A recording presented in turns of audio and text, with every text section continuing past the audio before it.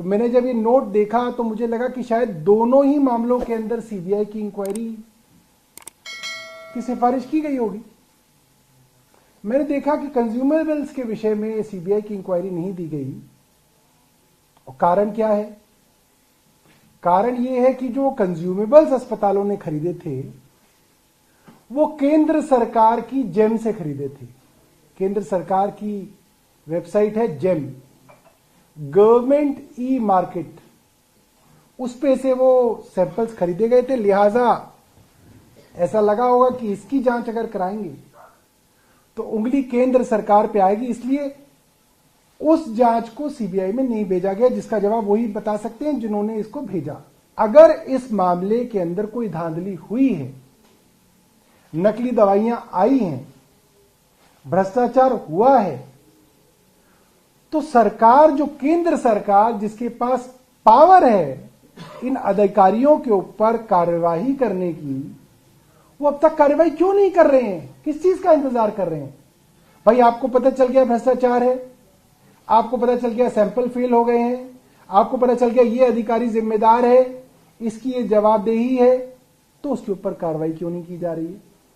हमने तो आज से 2 हफ्ते पहले इन दोनों अधिकारियों के विषय में 23/10/2023, सॉरी अब तो महीना हो गया, आज से पूरा 1 महीना पहले 23/10/2023 को माननीय उपराज्यपाल जी को अपने मुख्यमंत्री जी के रास्ते ये सिफारिश की हुई है कि इन दोनों ही अधिकारियों को, एसबी दीपक कुमार और डॉक्टर नूतन मुंडेजा को सस्पेंड कर दिया जाए और इनके ऊपर विभागीय कार्रवाई की जाए।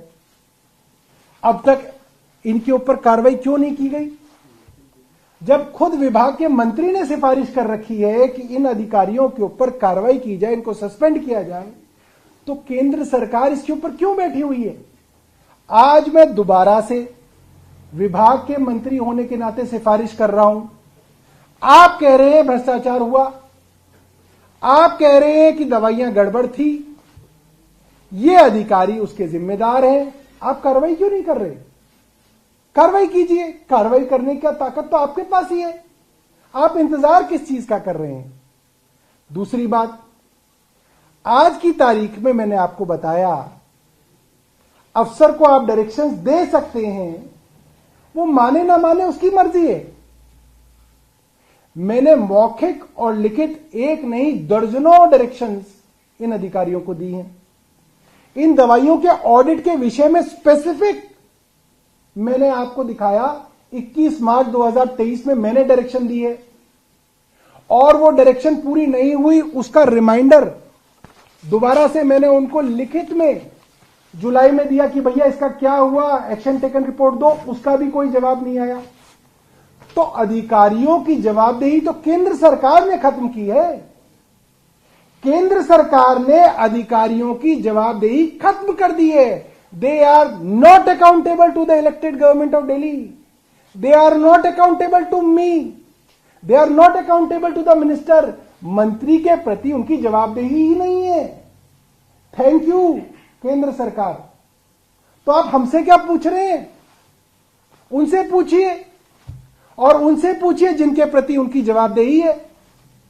अब यह कहना कि भाई साहब भ्रष्टाचार हो रहा था, मंत्री मिलकर भ्रष्टाचार कर रहे थे, अरे जो अफसर हमारी मीटिंग में हमारी डायरेक्शन नहीं सुन रहा, उसको मैं कहता हूं, आपने देखा होगा पिछले 3 हफ्ते से मैं रोज जो है अस्पतालों के अंदर जाता हूं, सरप्राइज इंस्पेक्शन करता हूं। सरप्राइज इंस्पेक्शन के अंदर मैंने हर बार स्वास्थ्य सचिव को कहा कि आप इस इंस्पेक्शन में आ जाइए। एक में भी अगर आए हो तो आप बता दीजिए। पिछले 3 हफ्ते से तो आप लोग देखते हैं कि रोज हम ट्विटर के अंदर वीडियो डालते हैं, एक इंस्पेक्शन पे स्वास्थ्य सचिव नहीं आ रहे हैं, क्योंकि उनकी जवाबदेही नहीं है। उनको पता कि मंत्री हमारा क्या बिगाड़ लेगा, बुला ही सकता है, नहीं जाएंगे तो नहीं जाएंगे।